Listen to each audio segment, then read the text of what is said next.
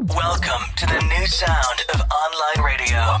Welcome to the sound of Universal Broadcasting Network. 'Cause you make me feel like I've been locked out of hell. A mix of today's hits and hard-to-find favorites, combined with the most entertaining and intriguing talk anywhere. This is your sound.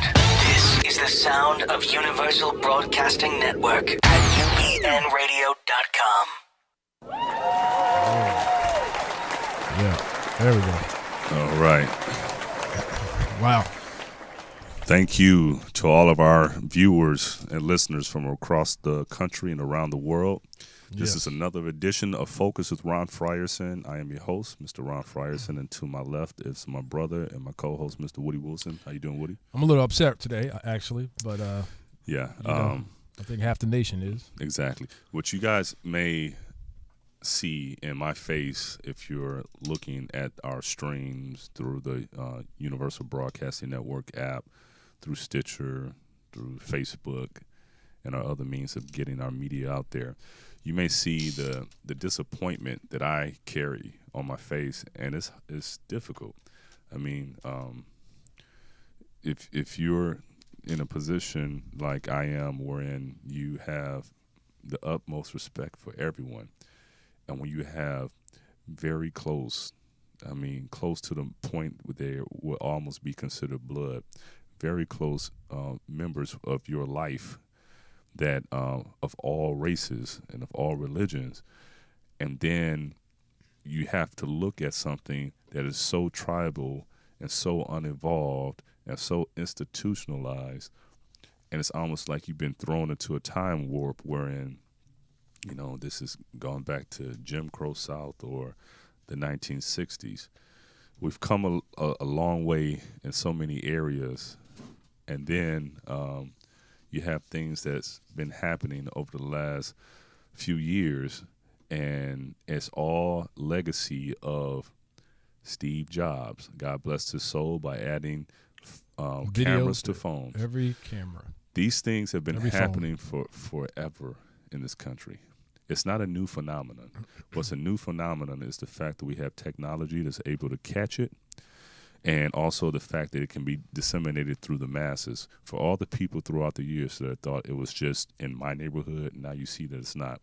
And to all of the eyes that were closed thinking that this stuff can't happen. That happens only in the Deep South. This doesn't happen anywhere else. You have to face reality of what's going on in this country, and people are trying to polarize us, but we are allowing them to polarize us when we won't stand up for just flat out what's right and what's wrong. Everyone seems to want to choose a team. If you want to choose a team, why don't you choose the side of justice? I guarantee you won't go wrong. Just because a person has on blue doesn't make him the devil, but it doesn't make him an angel either. And that's the key. We're going to start off. I want to show some institutional stuff, the way that people view a segment of our population that I belong to in many respects, especially law enforcement. Jarvis, I gave you a few videos that I'm going to want to post. The first one I want you to post is one that I just sent, and it's did you get it with the gentleman? Play that. And this is a citizen that's in a little bit of a tussle with police. See how they deal with them.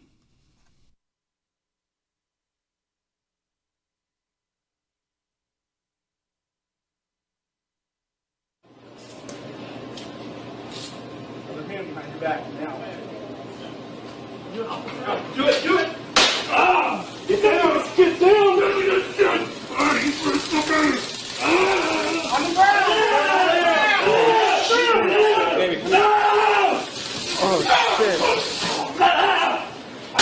Oh, my God, dude. Baby, get over here. Get him again.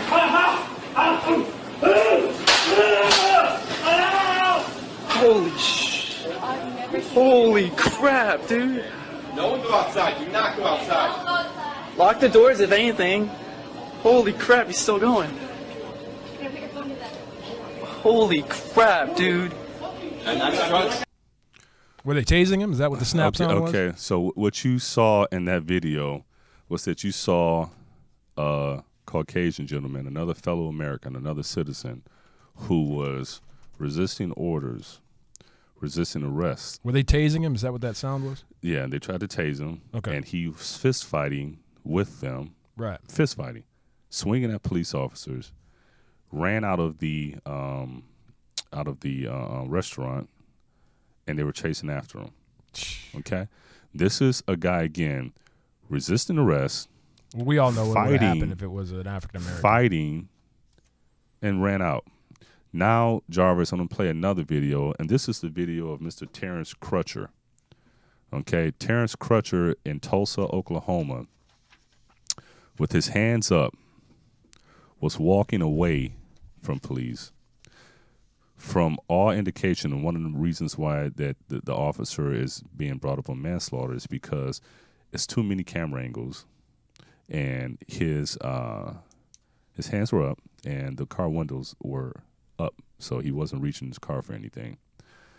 Can you bring that up, Jarvis? Is this the one with the helicopter pilot? Yeah, with the helicopter. Yeah. Listen closer to what the helicopter pilot I don't think says it's as well. the helicopter pilot's view. This is the view of the officers, but we can talk about that in a second, too.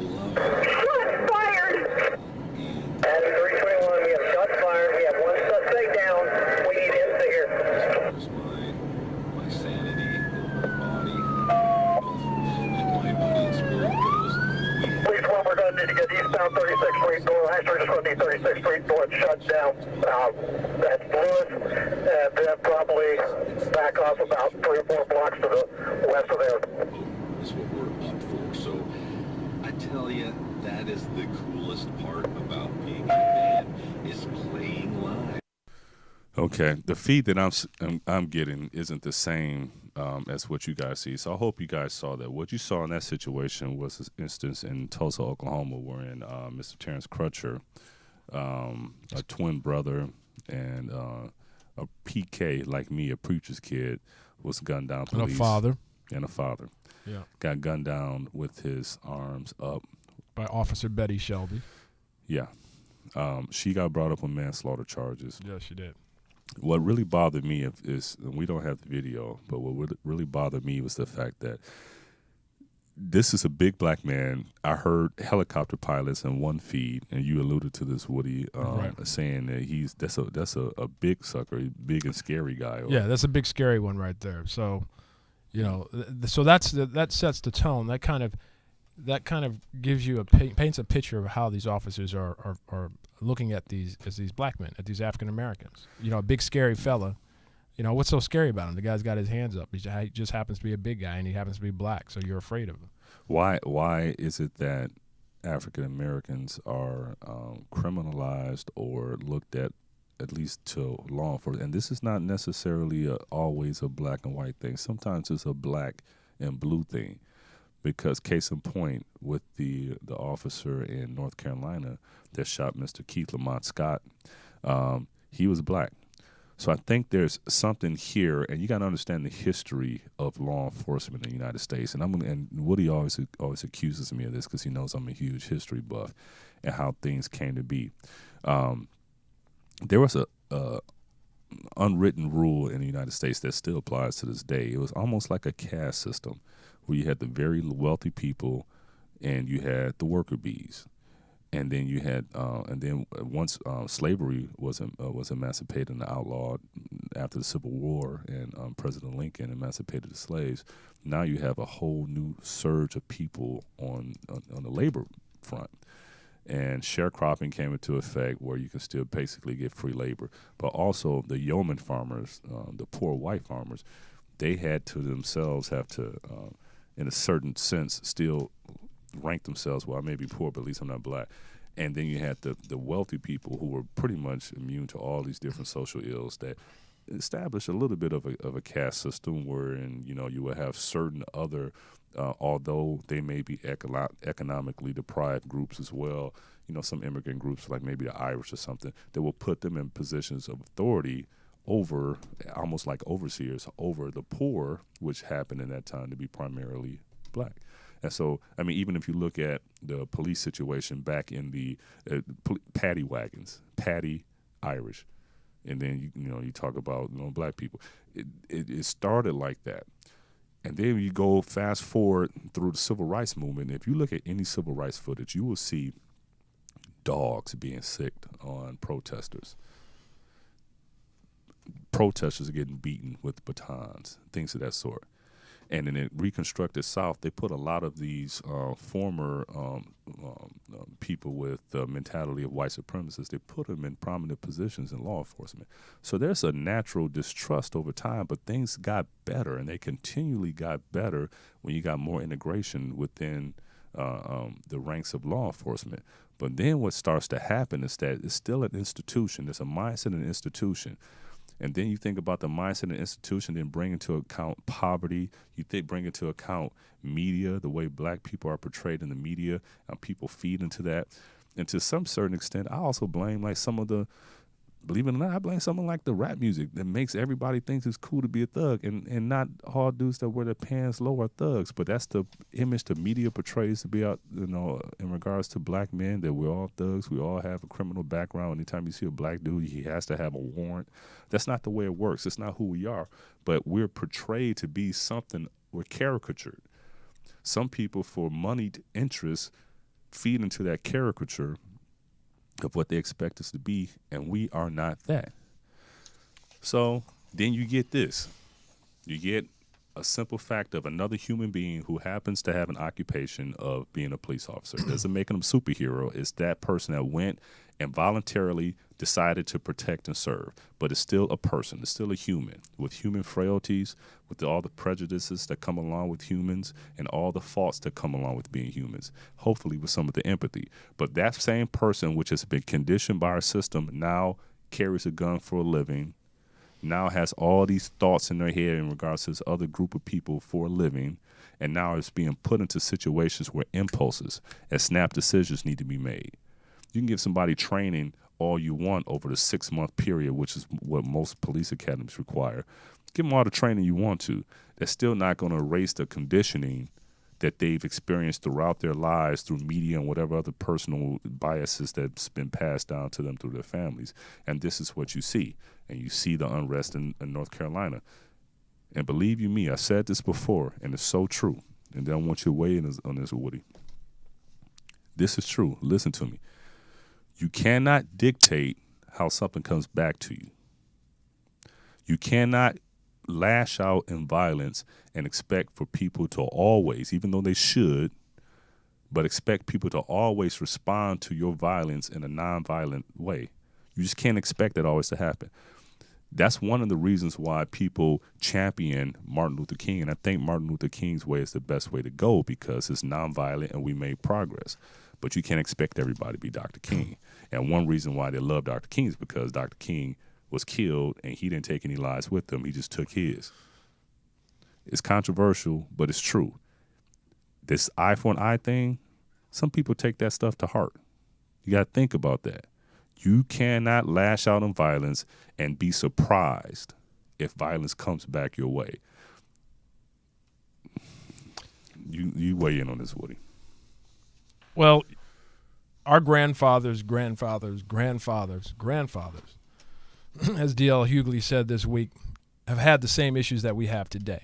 The only reason why they are in front and center in today's media is because of Steve Jobs and the capability of videotaping what's going on at just a quick push of a button on your cell phone. Mm-hmm. So that has brought the attention to America. When I say America, that's white America, because African Americans knew throughout every community across this nation that this issue existed. And now people are starting to find out. And I'm glad that they are. It's time to change it, because for many years, since our grandfather's grandfather, we have accepted the fact that we were going to be hassled by the police, either shot and killed by the police or thrown in jail by the police. And that's just a simple fact. And now we are seeing the results of the truth through videotape. And, you know, the bottom line is they have poor training. Police officers go into the training academies for 6 months. They need to have more training about socioeconomics and how people are different in this world, and how you don't have to be afraid of them just because they're not like you. It's ignorance, it's lack of experience, and it just shouldn't be tolerated. I mean, yeah. and the other thing is, you know, the gun is the last thing a police officer should be reaching for. First, you pull out your club, then your mace, then your taser, then your gun. But why do we see them going for their gun immediately and not following proper protocol? I think that's the biggest key. And not following proper protocol. There are knuckleheads out there. There are knuckleheads out there. There's people that are in bar fights. I guess the biggest thing, and of course, I'm so sick of having to say not all police, because our audience is they're intelligent. Our audience is sophisticated. We all know it's not all police. But the point of fact is this, is that we're talking about a mentality. And that mentality is too prevalent, because it's resulted in over 100 unarmed people, mostly people of color, being killed by police, period. It's just what it is. The numbers don't lie. And the thing is that, and it's not about black and white in certain respects. Lots of times it's about black and blue. It's about the perception. It's about the perception. Let me tell you what the Massachusetts Supreme Court said today. It said, such an individual, we're talking about African-American men, such an individual, when approached by police, might just as easily be motivated by the desire to avoid the recurring indignity of being racially profiled as by the desire to hide criminal activity. So indignity is something that Black Lives Matter has been preaching about since these incidents have come to the forefront.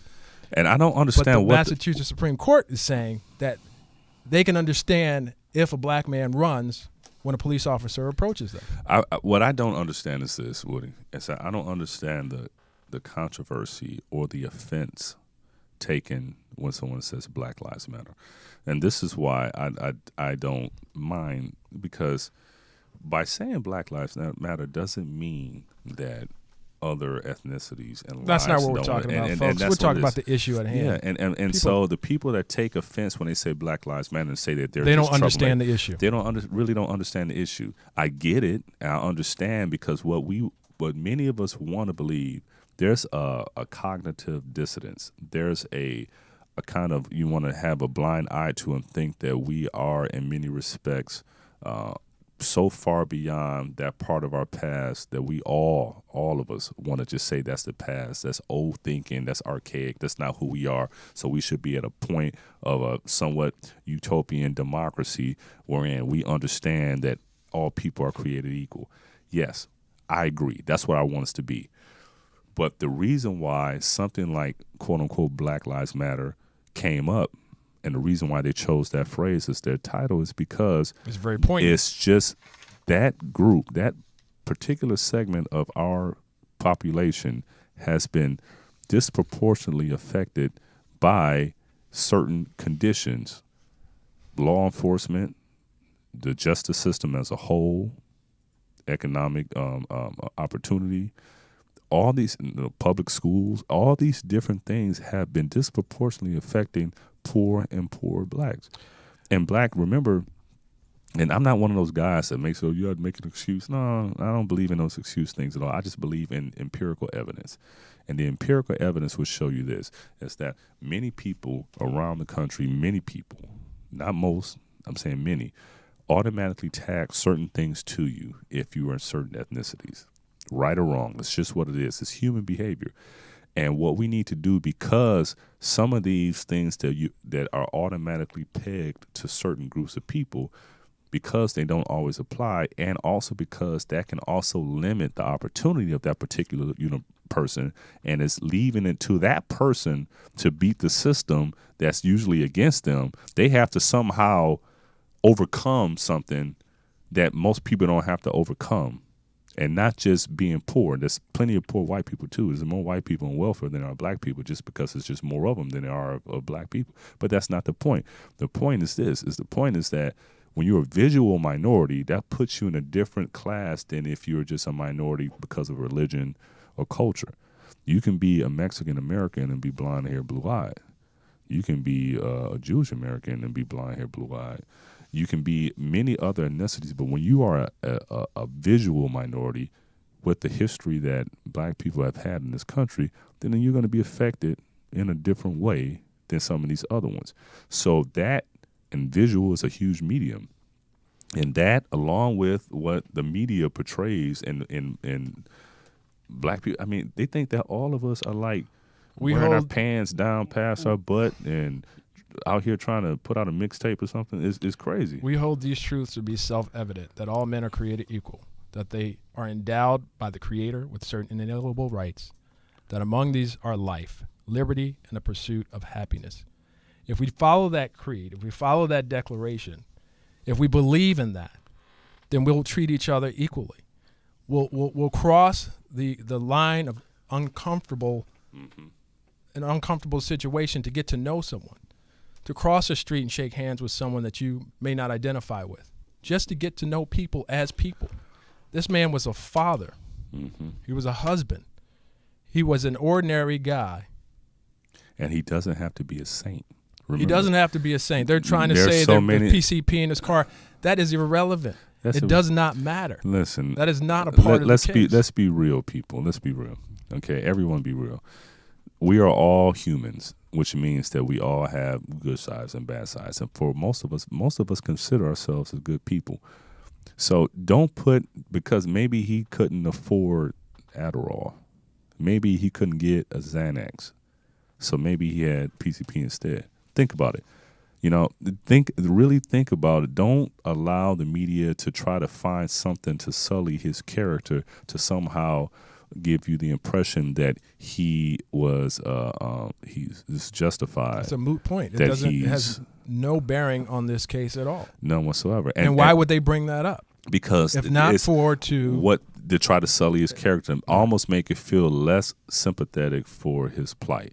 And you gotta remember this, again, America, we've come a long way.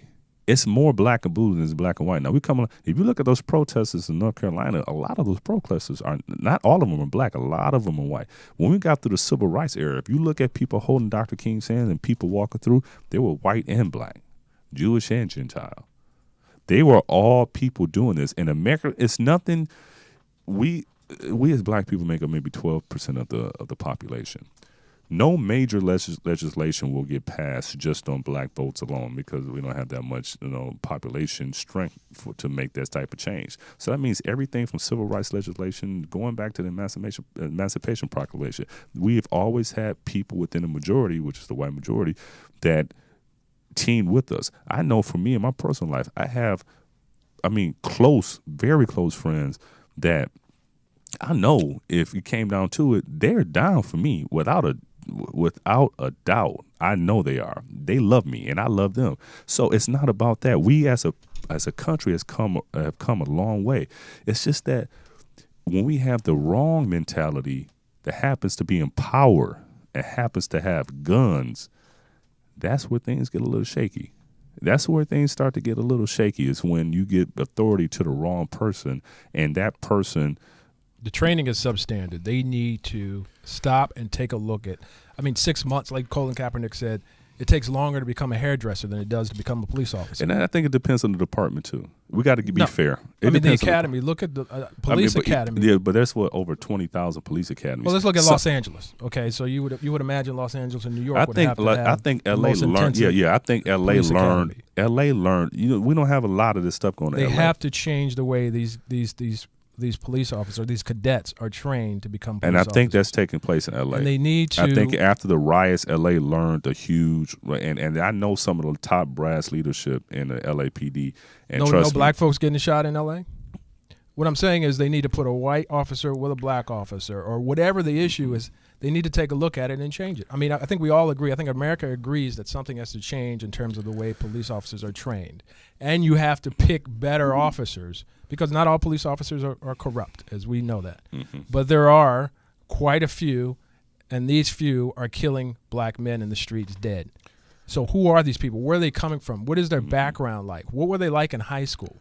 Maybe you have to require a college education. Maybe that way they get a chance to intermingle with other folks. I don't know what it is. I don't have the answers, but something has to change from the grassroots level. Yeah, I think I want to vouch for the LAPD, which has come a long way. Now, I'm sure they do have bad apples within their ranks, but institutionally, they made some huge changes, and they made changes after the Rodney King riots and the Watts riots. Those things forced them to look at themselves, and I think the top brass there, and I think they're doing a decent job, although they are not perfect by any means. And if you look at it, we haven't had much stuff since the riots going to LA. We've had our instances, but for the most part, it's taken a turn for the better. Real quick before we move on, I have to give out our phone number, and I also want to make got to pay the bills. I got to talk about some of our primary sponsors. If you have a question or something for us, feel free to give us a call at 323-843-2826. Again, 323-843-2826. Also, if you're interested in advertising on the show, it's great. Listen, we're growing like wildfire, and I'm so humbled and so grateful. Woody and I both are with the support that this show is getting. If you want to advertise on the show or have a contribution for the show, please send me an email to my Gmail account, actually, at ronnie.frierson@gmail.com, and put in the subject heading "Focus," and I'll know what you're contacting me about. And also thank you to the people who are submitting songs for our new intro. Yeah, we had to get rid of my song National Anthem by Radiohead. Radiohead is one of my favorite bands out there. They always have been. And National Anthem by Radiohead used to open the show with us. Had to kind of leave them alone because of copyright issues. So we're looking for another original track. Someone, thank you, Kim Huggins out of Indiana for sending us something. Thank you, Kim. Thank you. Where should they submit that? Just send it to me in the proper format to Gmail. Gmail can hold it. And so just do that. Also, before I get to one of the sponsors, I want to mention again Hope for Adam. Adam Kreef and his family are very close friends of mine, and Adam is battling blood cancer, a rare form of multiple myeloma. Adam is scouring the planet. We're looking for donors that could be a possible match for Adam. Go to hashtag Hope for Adam. Go to join.Hope for Adam, and Hope is HOPE, the number 4 Adam.com. Join.Hope, number 4 Adam, ADAM.com, and register. And basically, all you got to do is get a cotton swab to the cheek. And if you happen to be a match, then they'll contact you at a later date. But Adam, stay strong. You know I love you. I love your entire family. And we are praying and we are believing that a match will be found very soon.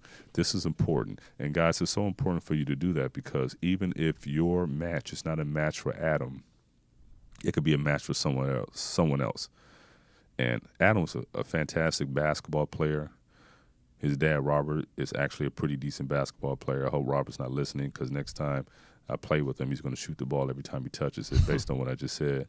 And then all of a sudden he got ill. It could happen to anyone. It could happen to someone in your family. And you will hope there would be a donor there that would be willing to provide the life-saving resource to help this person live a normal life. So let's do that, okay? Join.hopeforadam.com. If you go hashtag HopeForAdam on Instagram or something, you'll see all the stuff that's going on. Please contribute, okay? So, and I know we're going to finish off the show on a huge note. So I also want to talk about our other sponsor. I want to talk about it, NanoBright right now. NanoBright is a specialized skin moisturizer. It's basically vitamins for your skin. I use it myself. Yeah, what do you tell you? You used to be ugly. What used to tell you how ugly I used to be? I used to be 10th degree ugly. I don't know. Now I'm only 6th degree ugly. Thanks to NanoBright. And if I keep using it, I'm going to be 3 degrees ugly. And then within a month or so, maybe 2 months, I won't be all that you be ugly. Like Prince. I don't want to look like that. No? He's dead. So NanoBright is specialized for olive and skin of color especially, although it works for all skin types. It helps reduce sun damage, all natural. Hyperpigmentation. It's all organic and natural ingredients. It's fantastic. You guys got to check it out. NanoBright. Go nanobright.com and buy you a bottle of it, buy 2 bottles. And if you put in promo code SKIN, then you can get a $10 discount on it. It's fantastic. And then lastly, get 2 bottles instead of 1. Oh yeah, get 2 bottles because they're pretty small bottles. And once you start to see what it does for your skin, you would definitely want to have another bottle because you have to put it on like 2 times a day. And you want to continue with that regimen. Trust me when I tell you it works. So also, and then last but not least is our primary sponsor is Jivago Watches. Jivago. This is a premium watch brand. I have one on right here. I don't know if you guys can see it, but I have one on, and it's amazing. I get so many compliments on this watch. I've been telling Woody for a long time I'd get him one. And still hasn't gotten one. Maybe I did get him one. I just don't wear it here. I just kept it. I knew that was the problem. So I can have, options. So NanoBright, not NanoBright, but go to Jivago. Go to www.jivagowatches.com. Pick out your style. They have men's and women's fashion. So we're going to be going to the holiday season here soon. And so that'd make a wonderful gift. It'll make a wonderful gift. And get them. These are high quality timepieces. And you can also get them on Amazon. Sometimes because of Amazon's business model, you may be able to get it from Amazon at a discount. Okay? Yeah, and everybody remind Ron on Facebook that he's got to bring my watch. Okay? Okay, remind me on Tell Facebook so I can get Woody a watch. To the studio. I'll do that. All right. I'll do that. Hey, okay, so let's get back to what we're talking about. And I know we're going to finish off this show strong. That's why I did all of my promos now. So I heard Don King. Now, first off, the first debate between Hillary and Trump are this on Monday. On Monday. Can't wait to see that. People watch it. Everyone needs to watch that. This is important. It's coming on Monday. Also, I hope and pay close attention to how these 2 candidates decide to deal with this issue in regards to what's going on in North Carolina. Because although the law enforcement is a local issue, at the executive level, they can set a tone.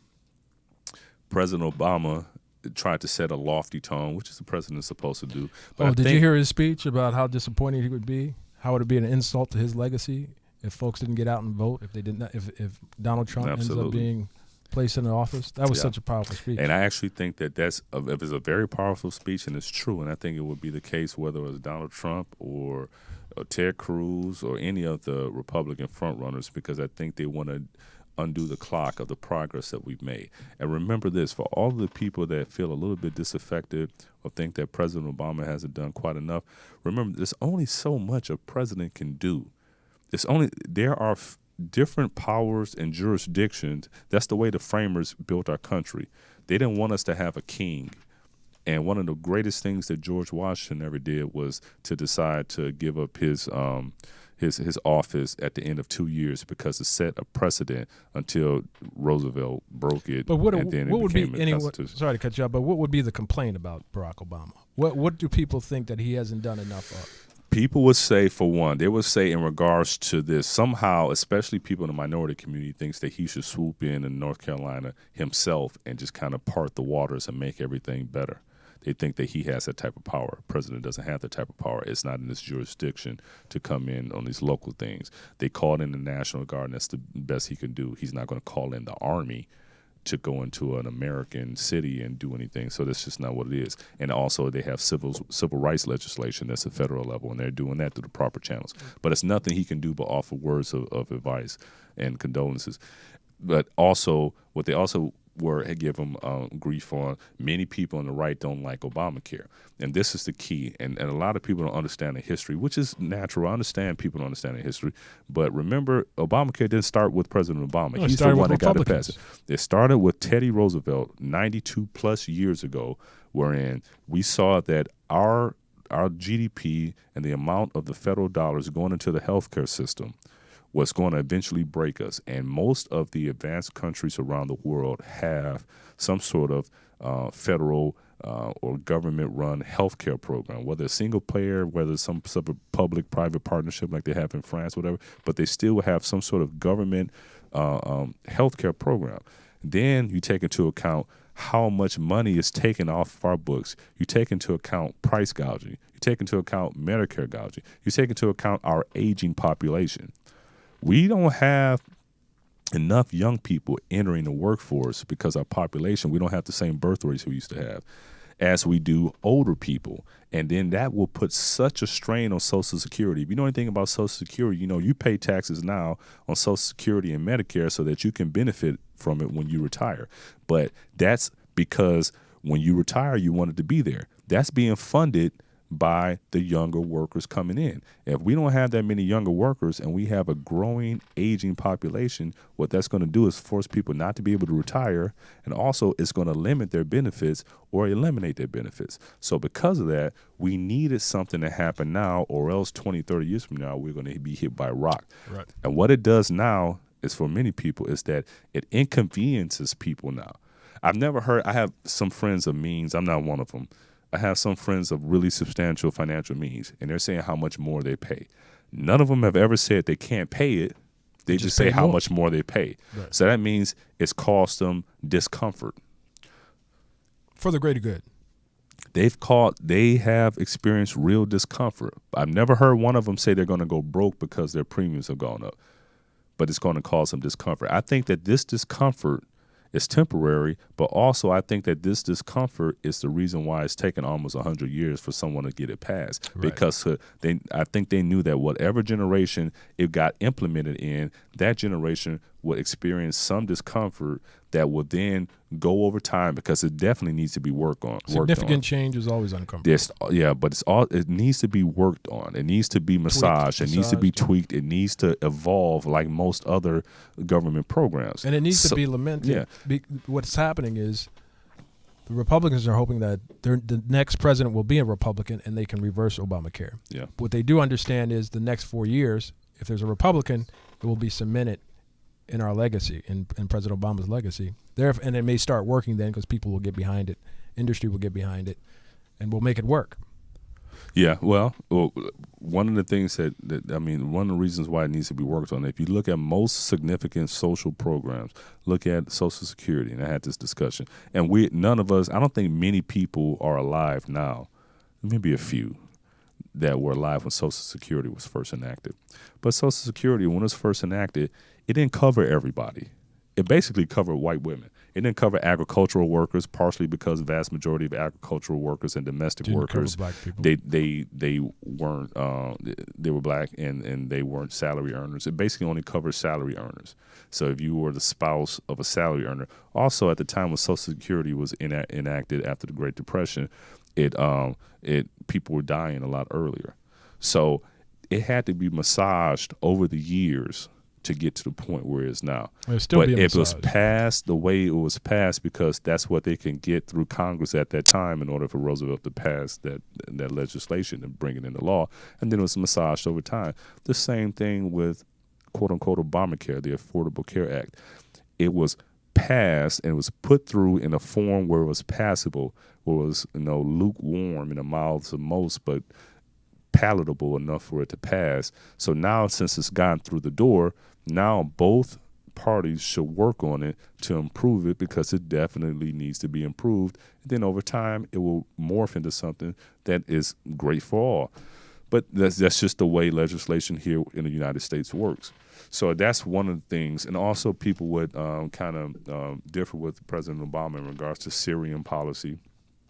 It would differ with him in regards to, there was something that happened today, Woody, with the 9/11 families that wanted to be able to sue the country of Saudi Arabia, and both houses of Congress passed some sort of legislation, Democrats and Republicans, passed some sort of resolution that would allow for this group to sue the country of Saudi Arabia, but President Obama is going to veto it because he thinks that in the end it's going to also allow other countries to sue us if we do something wrong. So it's like us opening a Pandora's box. Right, because Iraq would sue our pants off.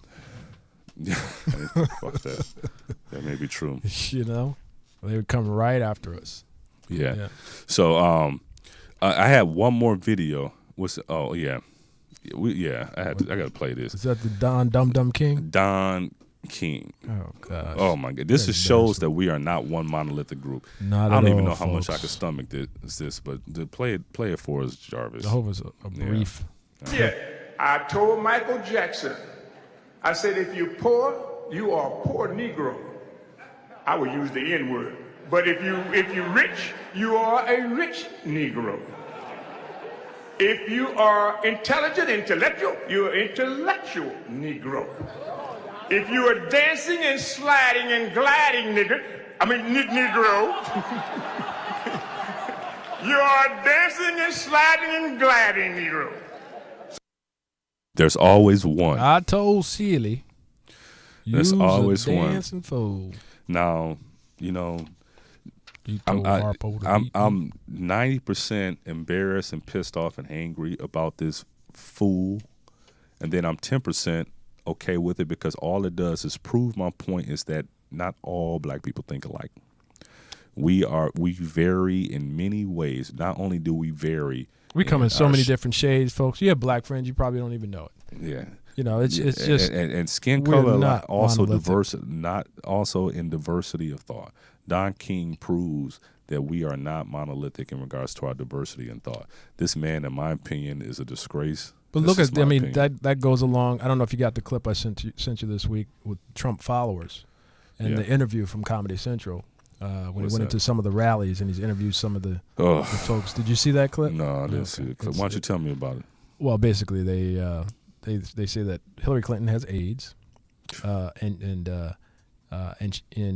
Bill Clinton gave it to her, and because Bill Clinton was hanging out with Magic Johnson. Oh my God! You got to look at. I wish you know. Oh my God! I sent it to you. Oh man, yeah, it's incredible. You know how much you sent to me? Yeah, Jarvis, I sent you quite a bit. I had one night this week. I was trying to sleep, and my Facebook Messenger was just bling bling bling bling. Yep. I look at it. That's me. I said, "Woody is on some Man, Tourette's." I was upset with this He was whole just hitting the send button like no. This whole week. Yeah. Yeah. What's that? Jarvis is Some breaking news. Oh, Okay. the last video. Oh yeah, play that for me real quick, Jarvis. This is the last video I need to play real quick. Don't shoot him. Don't shoot him. He has no weapon. He has no weapon. Don't shoot him. Don't shoot him. Don't shoot him. He didn't do anything. He doesn't have a gun. He has a TBI. He's not going to do anything to you guys. He just took his medicine.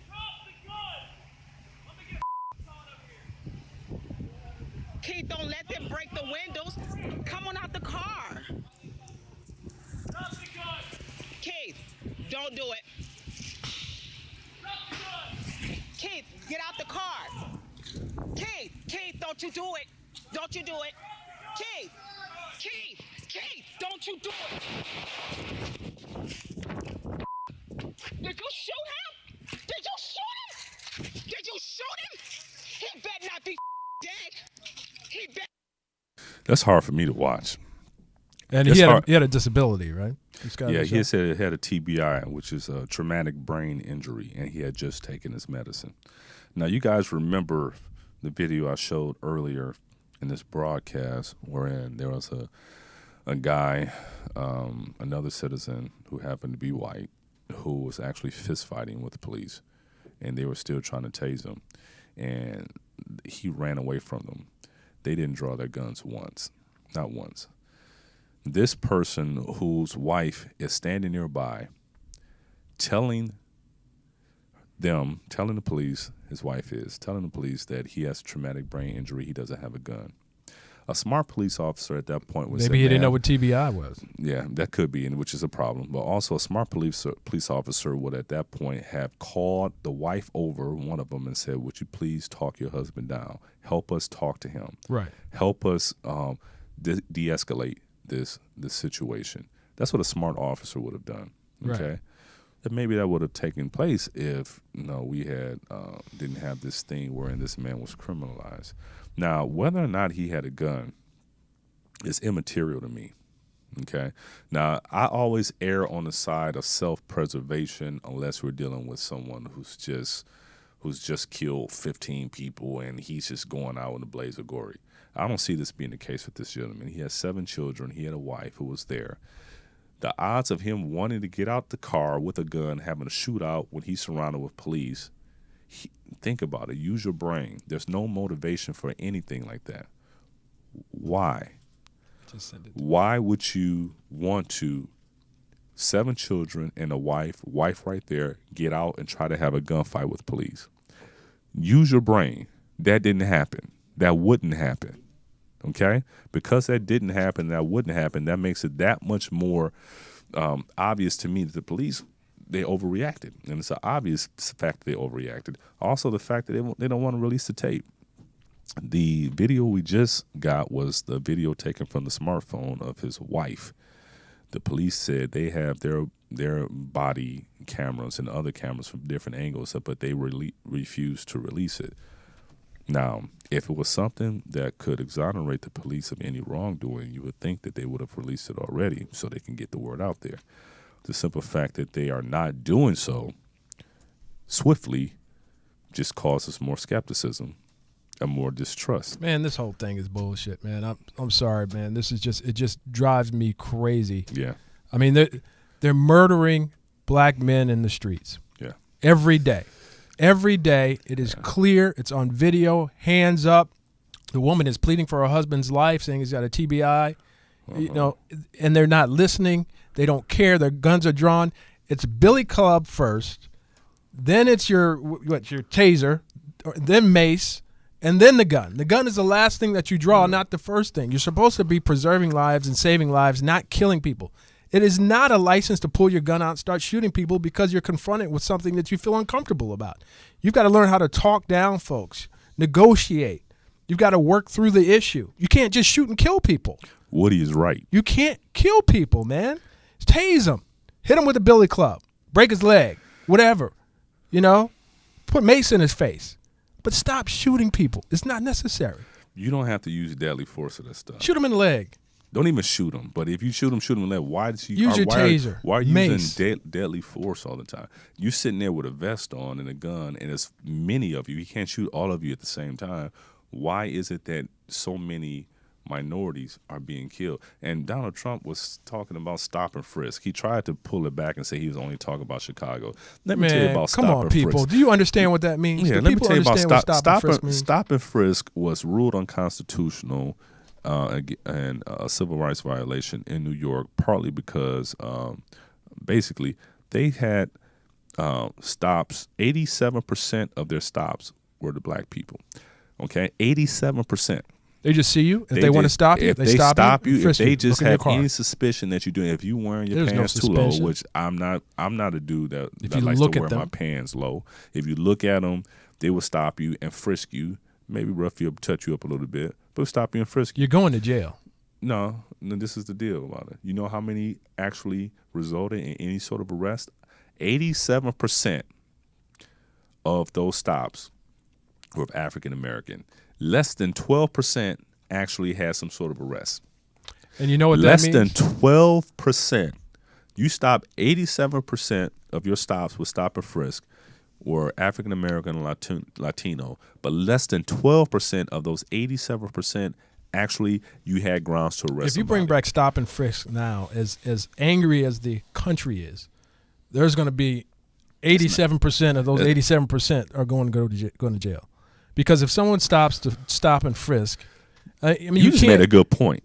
Okay, so out of that 12%, yeah. 12% of the 87%, which were Black or Latino, Right. that were stopped, out of that 12%, I wonder how many of that 12% were actually went to jail for some sort of resisting or some sort of non-compliance measure, as opposed to having something on them that was really illegal. Let me share something with you. I got a call from my buddy out in Las Vegas. You know who he is. He works in Las Vegas. He said he was merging into traffic on I-15. Yeah. And you know, traffic can be going, 75, 80 miles an hour, so you can't just pull out there at 55 because you'll get hit. Yeah. So he's accelerating on the ramp to enter into traffic. A cop pulls him over, a state trooper. He pulls to the side, and he's driving a convertible Mercedes-Benz, so she can identify, his nationality. Pulls him over. She from behind, she's yelling. She's got her hand on her gun while she's approaching the vehicle. Do you have any guns in the car? Do you have any guns in the car? He says no. Do you have any guns in the car? Second time. Do you have any guns in the car? 3 times. He says no. He said, Woody, I was terrified. I had my hands on the steering wheel. I thought this woman was going to shoot me. Wow. And so she gave him a ticket. He went to court and he got it exonerated. But it doesn't have to be about that approach. No. What is going on with these cops out there, the special ones we're talking about? Yeah. That think that's necessary to approach what anyone in that matter. I don't talk about this too often because most people that know me know that this just happened 2 weeks ago. I'm pretty straight laced. I've never been to jail, and I ain't trying to go to jail. And I know I use broken English, but I'm gonna tell you again, I ain't trying to go to jail. It's nothing about me that wants to be in a place where there's no women and you just in there with other dudes. That doesn't appeal to me. Especially with that nano bright face. Yeah, exactly. It's just, I'm pretty now, so that's not cool. Nope. So I was driving in. I'm not gonna say where I was driving, but I was driving and I was going through a small town and I was driving, and a police officer came behind me and he was driving very slowly, close. Mm-hmm. Very close. And I wasn't doing anything. I was just driving through the town. So I pulled over on my own. Then he pulled behind me and turned on his lights. Now, little did he know that I was actually on the phone with a very prominent government official, a very prominent government official in that state. And so I had him on speakerphone, this government official. And the officer came to the license or registration. I said, why did you pull me over? He's like, a license or registration? I said, no, why did you pull me over? I said, I pulled over on my own volition, and then you decided to turn your lights on. I did nothing and broke no laws. Why did you pull me over? He said, license and registration. I put on my license, and I gave him my business card, and he saw who I was, and I told him who I had on the phone with me at that time. You should have saw the look on that officer's face. Yeah. You say, oh, okay. Well, we're just wondering because we haven't seen this kind of car this around here, and this is a small town. that right there. That we haven't seen this car. Exactly. We don't recognize this car. Exactly. What does that say? So, and I was in a small town, but the point is this: is that if my friend and boss at the time on the cell phone with me, my other friends of that persuasion would never imagine that would happen. So they just don't believe something. Oh, everybody they understands just don't now, get it. though. They don't get it. They don't. If you haven't lived this experience, it's hard for you to get it. And I understand that because it was like a dream for me. I can't believe this dude is doing this, and I couldn't believe how brazen he was. That after I pull over, then he pulls over and turns on the lights. He never stopped me. I pulled over myself because he made me so uncomfortable because he was tailing me so closely. Right, and that's what they do. They tail you until you make a mistake, yeah, and then boom, pull you over. I mean, it's happened. We've had conversations about it, so I'm just glad you're all right, man. Yeah, I am too. Listen, we only have a minute left, and again, guys, real quick before we close out, thank you for listening to the show. The show's growing like wildfire. I love checking how many downloads we got on YouTube, how many downloads we got on, how many streams we got on Facebook. It's crazy. The numbers that have been coming in have been outstanding. Yeah, that's good. And it's forcing me to really make sure my game is on It's point. on point. Make sure me and Woody both, and so we really appreciate you listening. Again, if you are interested in the production of this show, it's not as inexpensive as you would think. As expensive or inexpensive? Inexpensive. It's not as inexpensive. It doesn't run on its own. But let me tell you something though, folks. The response that has happened with our sponsors in terms of purchasing and you guys going to the website has been phenomenal. So it's very effective from an advertising standpoint. If you've got a brand, if you got an item that you want to showcase, please give us a call because it can do nothing but good for you. And for Absolutely. your brand. Thank you, Woody, and that's very true. And also, if you want to be present on the show, depending on what you want to talk about, just feel free to give us a call when we open up the lines. And if you get pulled over out there, folks, be kind. And remember this, I have all types of friends, including very staunch Republicans. Whoever you are, even if you're a Trump supporter, I will respect your perspective. Anyone that calls in this show, I guarantee it doesn't matter. We take your all viewpoint will be respected. Because I never agree with Ron anyway. So. He never agrees with me anyway. So you will be respected. You will be treated with respect in regards to this show because I like thinkers. I like people that think. You don't have to think like me, but as long as you come in here with something educated, maybe you'll teach me something I didn't know. And thanks for your feedback on WoodyWilson.com. I appreciate all the love you guys are showing me out there. And I'll be in Washington, D.C. on November the 2nd doing a trunk show. So look for me there. Yeah, for sure. And that's a nice suit you have on today, Woody. Thank you, man. Go to WoodyWilson.com. Yes, sir. Hey, listen, everyone, thank you again for joining us. Thank you for starting your weekend with us. And we'll be back next week with another edition of Focus with Ron Frierson. Stay safe out there, fellas.